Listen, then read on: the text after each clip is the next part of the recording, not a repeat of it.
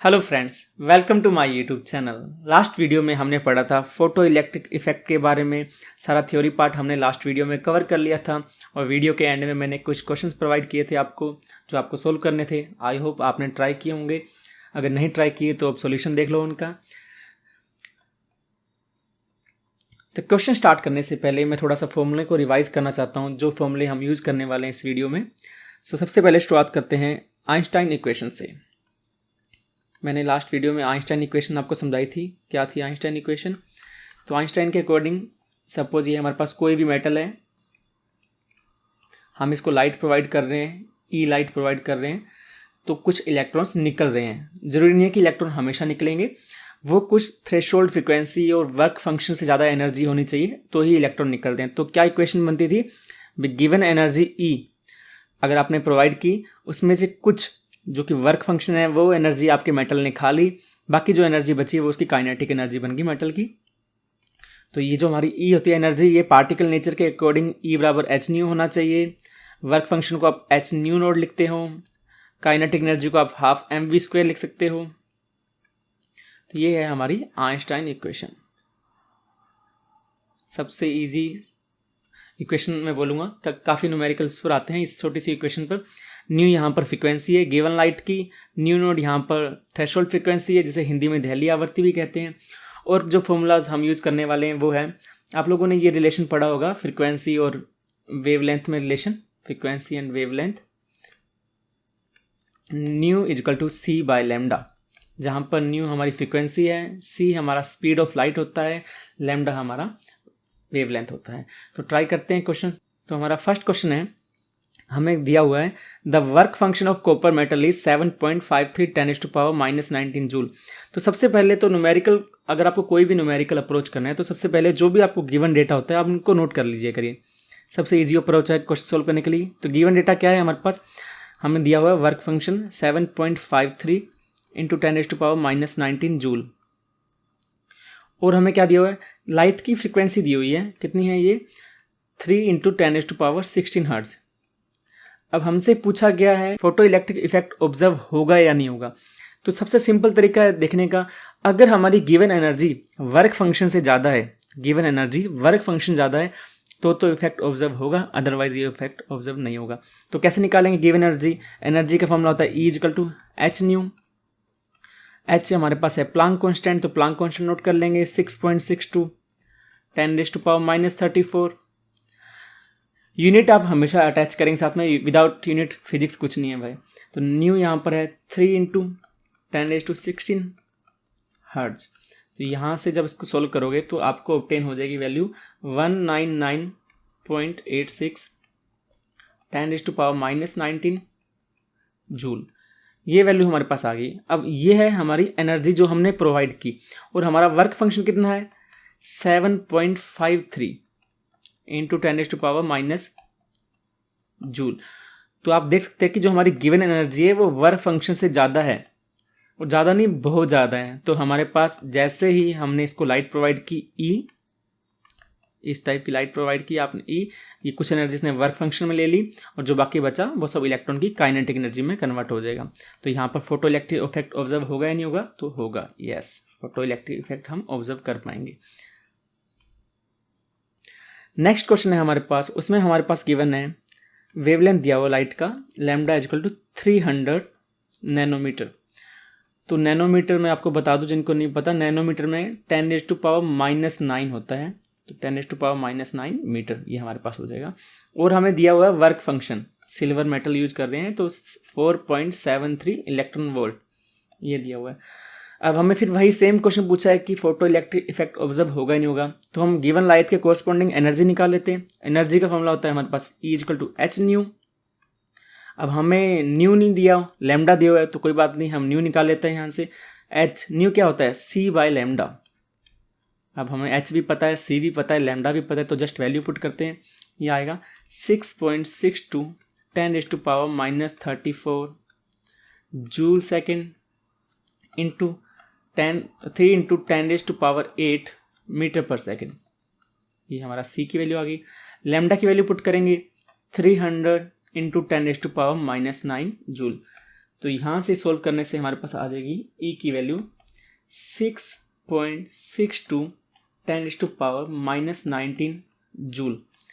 अब ये आगे हमारी एनर्जी की वैल्यू, वर्क फंक्शन हमें गिवन है। अब हम इसको कंपेयर कैसे करें? ये तो ईवी में दिया हुआ है, इलेक्ट्रॉन वोल्ट, ये हमारे पास वैल्यू जूल में है। तो या तो आप इसको इलेक्ट्रॉन वोल्ट में कन्वर्ट कर लीजिए या आप इसको जूल में कन्वर्ट कर लीजिए, तभी आप कंपेयर कर सकते हैं।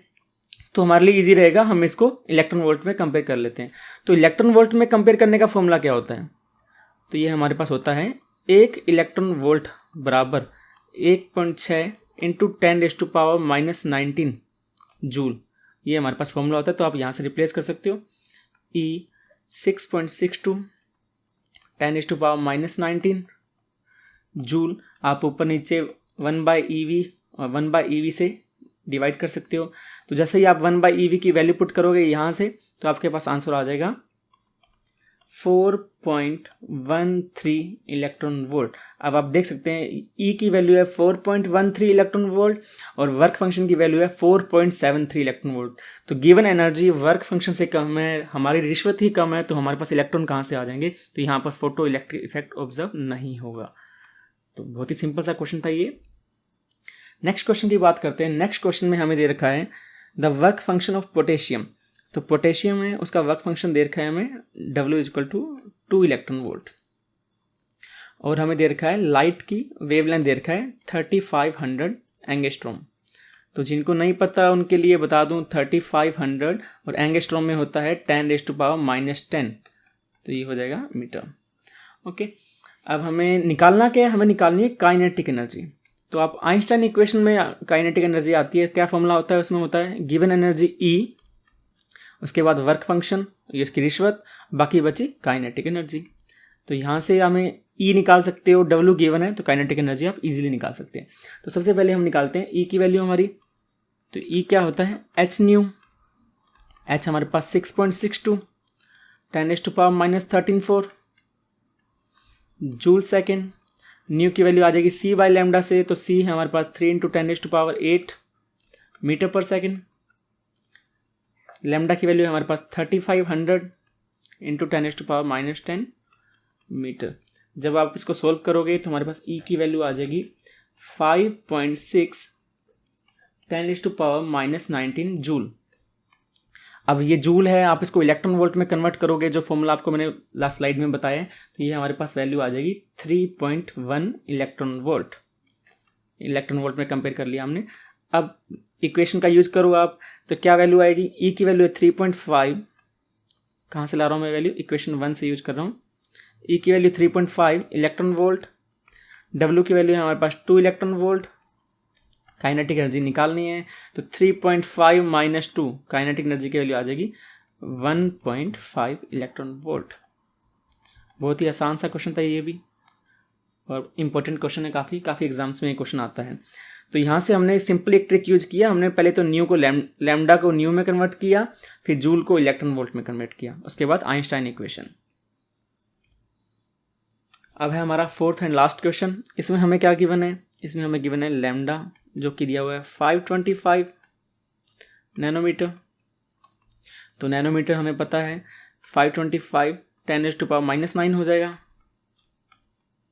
मीटर। वर्क फंक्शन हमें दे रखा है 3.43 10⁻⁻19 जूल। अब हमें निकालनी क्या है? वेलोसिटी। तो मैंने आपको हिंट भी दिया था क्वेश्चन में कि काइनेटिक एनर्जी अगर हम निकाल लेते हैं तो उसका फॉर्मूला होता है 12 mv²। m हमें पता है, काइनेटिक एनर्जी हमें पता है, तो हम v इजीली निकाल सकते हैं। तो हम सबसे पहले काइनेटिक एनर्जी निकालते हैं। तो इस लैम्डा के कॉरस्पॉन्डिंग हम निकालेंगे गिवन एनर्जी। तो क्या होता है? E = h न्यू, वापस वही फॉर्मूला 6.62 10⁻⁻13 जूल सेकेंड। न्यू का फॉर्मूला C/λ, तो C × 10⁸ मीटर पर सेकेंड। लैम्डा की वैल्यू 525 × 10⁻⁻9 मीटर। तो E की वैल्यू हमारे पास यहाँ पर सोल्व करने से आ जाएगी 3.78 10⁻⁻19 जूल। अब हमारे पास E आ गया, तो आइंस्टाइन इक्वेशन का यूज करते हैं। क्या Einstein equation? Given energy E, work function रिश्वत, काइनेटिक एनर्जी। तो यहाँ से E - W करने से हमारे पास काइनेटिक एनर्जी आ जाएगी। तो काइनेटिक एनर्जी = 3.78 माइनस 3.43, 10⁻⁻19 दोनों में कॉमन था तो हमने बाहर निकाल लिया, तो ये हमारे पास आ जाएगा काइनेटिक एनर्जी 0.35 10⁻⁻19 जूल। अब हमारे पास अभी तक सिर्फ काइनेटिक एनर्जी आई है। अब इस काइनेटिक एनर्जी से हमने क्या निकालना है, वेलोसिटी। तो मैं नेक्स्ट स्लाइड में जाता हूँ। तो काइनेटिक एनर्जी का फॉर्मूला होता है हमारे पास, kinetic energy is equal to half mv²। तो क्या है हमारे पास 0.35 10⁻⁻19 जूल। यहाँ से हमें निकालना क्या है, हमें निकालना है v। तो v² पहले निकाल लेते हैं। ये आएगा 0.35 इंटू 10⁻⁻19 जूल इंटू 2, और यहाँ से आप m होता है इलेक्ट्रॉन का मास, यहाँ पर हमें लिखना है। तो इलेक्ट्रॉन का मास होता है 9.1 इंटू 10⁻⁻31 kg। ये वैल्यूज आपको पता होनी चाहिए, सिंपल वैल्यूज हैं जो हर जगह यूज होती हैं। तो यहाँ से जब आप इसको सोल्व करोगे तो v की वैल्यू आपकी आ जाएगी, रफली आएगी 2.8 इंटू 10⁻5 मीटर पर सेकेंड। और ये काफ़ी हाई स्पीड है, आप देख सकते हो 10⁻5 है, काफ़ी हाई वैल्यू है। तो ये हमारे चारों क्वेश्चन का सॉल्यूशन है। नेक्स्ट वीडियो में मिलते हैं। Thank you so much.